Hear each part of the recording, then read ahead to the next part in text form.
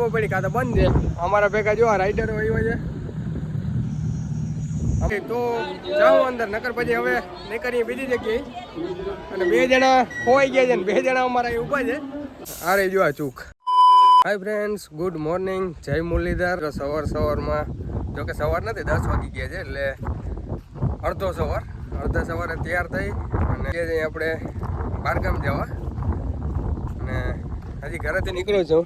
પાછળ ઘર છે આપણી માંડવી છે, જોકે છેલ્લા વિડીયોમાં દેખાડી હતી. હવે તો બધી ઉગી ગઈ, ખૂણે થોડીક રહી ગઈ છે. અને આગલા વિડીયોમાં દેખાડ્યું હતું અહીં બાજુમાં વાવણું થતું હતું, જો એ ઉગી ગઈ છે. આ ઉગી ગઈ છે જો. અહીં થોડીક ઉગી નથી ને એમાં પાણી કાઢ્યું છે, એટલે ઉગી નથી એટલે અહીંયા ઓલું ટ્રેક્ટરને બહુ વાયેલું હોય ને આમ વારચોર થયું હોય એટલે અહીંયા થોડુંક તકલીફ વાળું લે ઉગવામાં. આપણે એમાં ક્યાંક થયું હતું જો, હજી છે જો રહ્યું. એટલે જવાનું છે દ્વારકા. અને પાછું આજે ભાઈને ઘેરે જવાનું છે, ત્યાંથી ગાડી લઈને જવાનું છે. આપણે ઘેરેથી નથી જવાનું. ફાઇનલી દ્વારકાધીશની દયા થઈ ગઈ છે ને એને હુકમ દીધો છે તો અમે જઈએ દ્વારકા. જોકે સવારમાંથી એવું કંઈ પ્લાન તો હાજ નહોતું ભાઈ જવું છે પણ મારે થોડુંક કામ હતું, એટલે જો સવારમાંથી વહેલું કામ થઈ જાય ને તો પછી જઈ શકીએ એમ હતું ને. કામ આપણું સવારમાંથી વહેલું થઈ ગયું છે, એટલે જોકે વહેલું નથી થયું પણ એનો ફોન આવ્યો હતો ભાઈનો કે ભાઈ હાલ જવું છે. તો મેં કીધું કલાક એક જાવ ને તો કલાકમાં પતી જાય ને કામ, પછી જઈએ. તો મને કહે કે વાંધો નહીં. પછી એ પાછો પ્લાન બદલ્યો કે ભાઈ મારે નથી જવું, તું જતો હવે એમ. વળી પાછો પ્લાન બદલ્યો કાલ હું અહીં આવું એમ. લગભગ 3-4 ફેર હા ના થઈ અને પછી જવાનું થયું. એટલે જાય ફાઇનલી દ્વારકા. 2 જ ભાઈઓ જઈ. મોટો ભાઈ જે ગાંધીનગર નોકરી કરે છે, અહીંયાથી આવ્યો છે 3-4 દી થયા. તો એ કે હાલ જાઉં દ્વારકા. તો મેં કીધું હાલો વાંધો નહીં જઈ આવી. તો એ ગાંધીનગરથી આવ્યો છે, હું સત્તા પરથી, એમ બે ભેગા થઈને જઈ દ્વારકા. અને દ્વારકાધીશના દર્શન કરીએ ફાઇનલી. જોકે ઘણો ટાઈમથી કર્યા નથી અને હજી આપણે પાછું થોડાક દી પછી પાછું જવાનું છે દ્વારકા, ભગવાનનો હુકમ થાય તો. જોકે હું 10 વર્ષથી દ્વારકા ગયો નહોતો અને ઓછીકતાનો હુકમ થયો નથી. આ છેલ્લા 5-6 મહિનામાં લગભગ 5-6 ફેરે ગયો એમ. એટલે ભગવાનના હુકમ સિવાય ના જવાય. અને હાલતા હું એક ઘણો કાપી ગયો. સામે આપણું ઘર છે અને જો અહીંયા બીજા 3જા હેઠે ભૂગી ગયો આમને તપતો. એટલે હવે જઈ ફાઇનલી દ્વારકા ને. હવે એ ઘરમાં જાય છે તો ગાડીમાં બેસીને પછી નિરાંતે વાત કરી અને મળાવું તમને ભાઈ નહીં. ફાઇનલી મિત્રો અમે બે નીકળી ગયા છીએ દ્વારકા જવા. અને અમારા પ્રવીણભાઈ ડ્રાઇવિંગ ઉપર છે, ગાંધીનગરથી નવા આવ્યા છે હમણાં. જવું છે દ્વારકા. આ બાજુ અમારે કાકાનો પાડો પડ્યો જોવા, મોટું ટ્રેક્ટર છે. કેમ કે એ છે ને ખેપા મારવા આટલું લીધું ને જોવામાં ખેપા આવી ગયા છે.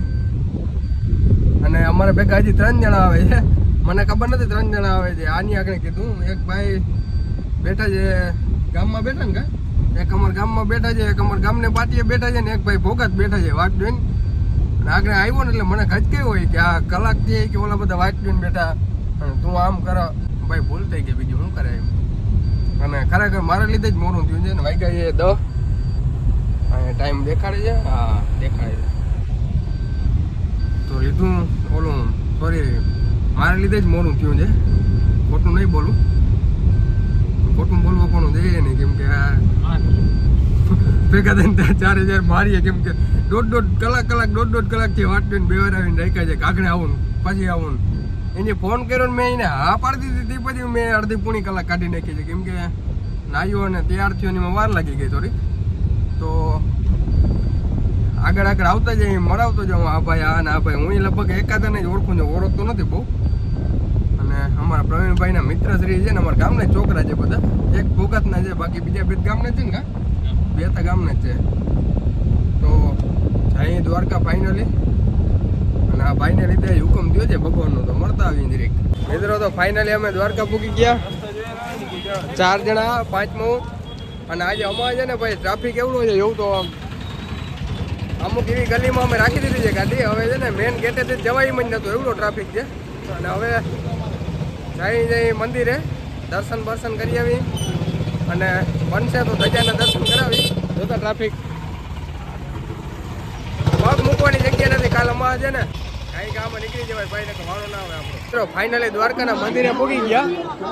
અમે ધજાની દર્શન કરી લીધા છે અને આ ટ્રાફિક છે આ ટ્રાફિકમાં આપણી જગ્યા નથી પડતી અંદર જવાની એટલે છે ને 3 વાગે ખુલીએ ને ત્યાં જાઉં આગળ અટાણે નથી જવું એમ ધજાના દર્શન કરી લઈએ અટાણે ભાઈ. કાં તો પાછી ફેર હવે આવ્યો તઈ કાં 3 વાગે મંદિર ખુલે 5 વાગે કે 3 વાગે તઈ જાઉં કેમ કે અટાણે વાગી ગયા છે 12 અને અટાણે અંદર જાઉં ને તો મંદિરે બંધ થઈ જાય એટલે છે ને દર્શન નહીં થાય. એના કરતાં હવે છે ને રહેવા દઈએ દર્શન વાળું અને કાં તો પછી ક્યાંકથી કોન્ટેક્ટ બેહાડી જો કોન્ટેક્ટ બેસી જાય ને આડેથી વારો આવી જાય અને મેળ આવી જાય તો જાઉં અંદર નકર પછી હવે નીકળીએ બીજી જગ્યાએ. અને 2 જણા ખોવાઈ ગયા છે ને 2 જણા અમારા અહીં ઊભા છે. ટ્રાફિક જ એવડો છે ભાઈ આમાં પગ દેવાની ક્યાંય જગ્યા નથી. આગળ એક બેનને બિચારીને વાળ મારા ઘડિયાળમાં હલવાઈ રહ્યા હતા ને રાડો રાડ થઈ હતી એટલે છે ને હવે અટાણે ભેગું નહીં થાય. જાઉં હવે બપોર પછી અને બપોર પછી જાઉં ત્યાં જોઈ આવ્યું એમ દર્શન કરી આવ્યું. જોવાનું તે જ નહીં કંઈ અહીંયા આવી રીતના બહાર ઊભા જઈને આ ટ્રાફિક છે જોવું જોઈએ.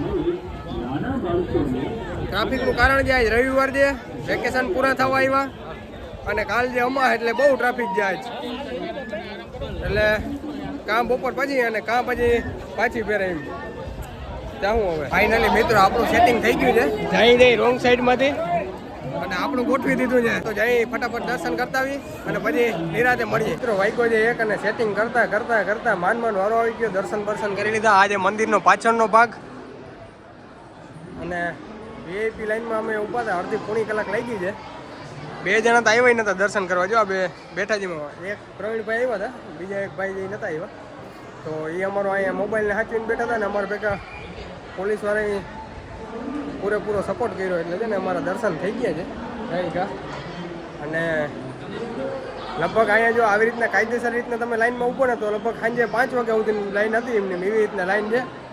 તો અમારો મેળ પડી ગયો. કલાકમાં દર્શન બધું કમ્પ્લીટ થઈ ગયું છે. હજી અમારે એક ભાઈ પાછળ ખોવાઈ ગયા છે તો એ હવે આવે તો એની વાટ જોઈને બેઠા છે એટલે નીકળીએ હવે બીજી જગ્યાએ ફરવા. બીજી જગ્યાએ ને તમને દર્શન કરાવી દઉં મંદિરની પાછળની ભાગની. અને અમે અમારા ભાઈ જેવા કે અમે ગયા ને તરત જ ધજા ચડી ગઈ એટલે બધા કહેતા હોય કે ધજાના લાઈવ ચડતી હોય ને દર્શન થાય ને બહુ સારું. હવે જોકે હજી કોઈ દી દ્વારકા આવ્યા ને બધા કહેતા હોય 12:30 વાગે મંદિર બંધ થઈ જાય આજ તો ખુલવું છે એટલે ખબર નહીં એટલે છે ને બધા કહેતા હોય કે 1-1.5 વાગ્યા સુધી મંદિર ખુલ્લું રહે છે કે 12:30 વાગ્યા સુધી રહે છે. હજી કોઈ દી ભગવાનની દર્શન નથી થાય ને એવું બન્યું નથી.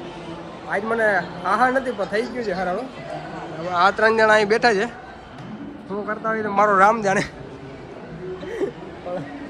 ખાઈ પી અને કમ્પ્લીટ થઈ ગયા છે. દર્શન કરીને આવીને ખાઈ લીધું અને ખાઈને હવે કમ્પ્લીટ થઈ ગયા છે ને વાગ્યા છે 2. સામે પરશુરામ રેસ્ટોરન્ટ કરીને છે ને ત્યાં જઈમાં જઈ સામે શ્રીનાથજી છે પ્રખ્યાત હોટલ દ્વારકાની પણ ત્યાં છે ને વારો નહોતો હવે એમ પ્રોબ્લેમ એવો હતો એટલે ત્યાં નાખા તો અહીં સારું છે ખાવાનું જમવાનું બહુ મસ્ત હતું ને હવે ક્યાં જવાનું છે મને ખબર નથી. આ જ્યાં લઈ જઈએ જવાનું છે નીકળીએ જ્યાં જઈએ ત્યાં તમને દેખાડી એટલે છે ને અમે દ્વારકાથી રખડતા આવતા જઈએ શિવરાજપુર બીચ. અને આ જે શિવરાજપુર બીચ પબ્લિક બધી છે વાં છે. પહેલી ફેર આપણે આવ્યા ને ત્યાં રેટ અહીંયા આવ્યા હતા ત્યાં ટિકિટ કે કંઈ એવું લીધું નહોતું અને ડાયરેક્ટ મારે પાણીને આવ્યા હતા ને ઘોડા ને આંડિયા ને એવું ઘણું બધું હતું એટીવી ને રાઈડ કરવા. આજ કે કંઈ નથી લોકો પાણી છે માણસ છે અને નાહી છે બસ.